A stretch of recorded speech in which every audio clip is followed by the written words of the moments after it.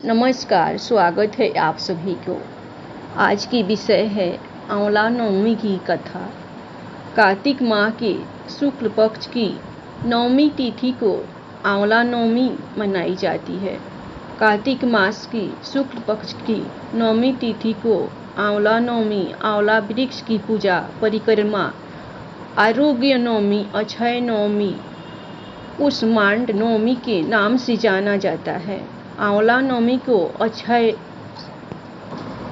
नवमी के नाम से भी जाना जाता है। आंवला नवमी पर आंवले के पेड़ के नीचे पूजा और भोजन करने की प्रथा की शुरुआत माता लक्ष्मी ने की थी।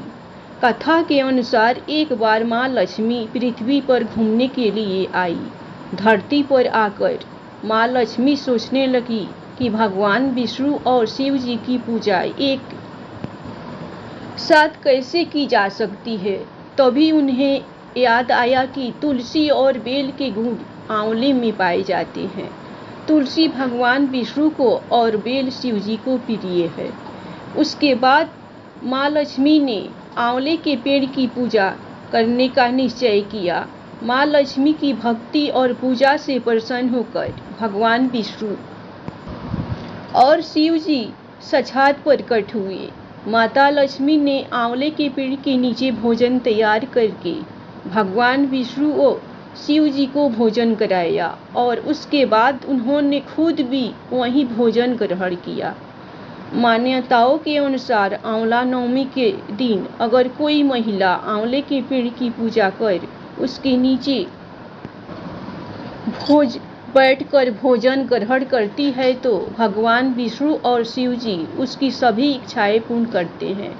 इस दिन महिलाएं अपनी संताना की दीर्घायु तथा अच्छे स्वास्थ्य लेकर कामना करती है। एक राज्य में आंवल्य नाम का राजा था। राजा ने यह प्रण कर लिया था कि वह अपनी प्रजा में रोजाना 1.25 मन आंवला दान करेगा, उसके बाद ही खाना ग्रहण करेगा। राजा अपने प्रण के अनुसार ऐसा ही करता था, लेकिन उसके बेटे और बहू को यह बात पसंद नहीं थी। इसीलिए एक दिन उसके बेटे बहू ने सोचा कि राजा इतने सारे आंवले रोजाना दान करते हैं, इस प्रकार तो एक दिन सारा खजाना खाली हो जाएगा। एक दिन बेटे ने राजा से कहा कि उसे इस तरह दान करना बंद कर देना चाहिए। राजकुमार की बात सुनकर राजा को बहुत दुख हुआ और राजा ने रानी के साथ महल का त्याग कर दिया। फिर क्या था, राजा आंवला दान नहीं कर पाए और अपने प्रण के कारण कुछ खाया नहीं। जब भूखे प्यासे 7 दिन हो गए तो भगवान को उनके ऊपर दया आ गई। इसीलिए भगवान ने राजा के लिए जंगल में ही महल, राज्य और बाग बगीचे सब बना दिए और ढेरों आंवले के पेड़ लगा दिए। जब राजा रानी ने यह देखा कि जंगल में उनके राज से भी 2 गुना राज्य बसा हुआ है, राजा रानी से कहने लगे, रानी देख, कहते हैं कभी भी सत्य का साथ नहीं छोड़ना चाहिए। आओ नहा धोआ कर आंवला दान करें और भोजन करें। राजा रानी ने आंवले दान करके खाना खाया और खुशी खुशी नए महल में रहने लगे। उधर आंवला देवता का अपमान करने और माता पिता से बुरा व्यवहार करने के कारण राजकुमार के बुरे दिन आ गए। उसका राज्य शत्रुओं ने छीन लिया। वह दाने दाने को मुहताज हो गया और काम ढूंढते हुए अपने पिताजी के राज्य में आ पहुंचा। उसकी हालत इतनी बिगड़ी हुई थी कि पिता ने उन्हें बिना पहचाने हुए काम पर रख लिया। बेटे बहू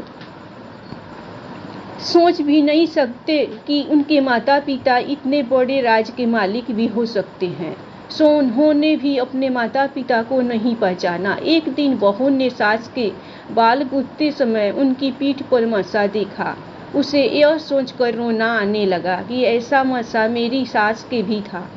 हमने ये सोचकर उन्हें आंवले दान करने से रोका था कि हमारा धन नष्ट हो जाएगा। आज वे लोग न जाने कहाँ होंगे। यह सोचकर बहू को रोना आने लगा और आंसू टपक टपक कर सास की पीठ पर गिरने लगे। रानी ने तुरंत पलट कर देखा और पूछा कि तू क्यों रो रही है। उसने बताया, आपकी पीठ जैसा मासा मेरी सास की पीठ पर भी था। हमने उन्हें आंवले दान करने से मना कर दिया था, इसीलिए वे घर छोड़कर कहीं चले गए। तब रानी ने उन्हें पहचान लिया, सारा हाल पूछा और अपना हाल बताया। अपने बेटे बहू को समझाया कि दान करने से धन कम नहीं होता बल्कि बढ़ता है। बेटे बहू भी अब सुख से राजा रानी के साथ रहने लगे। धन्यवाद। कहानी आप लोग को पसंद आए तो आप लोग आंवला नवमी की कथा के नाम पर आप लोग लाइक सब्सक्राइब जरूर कीजिएगा।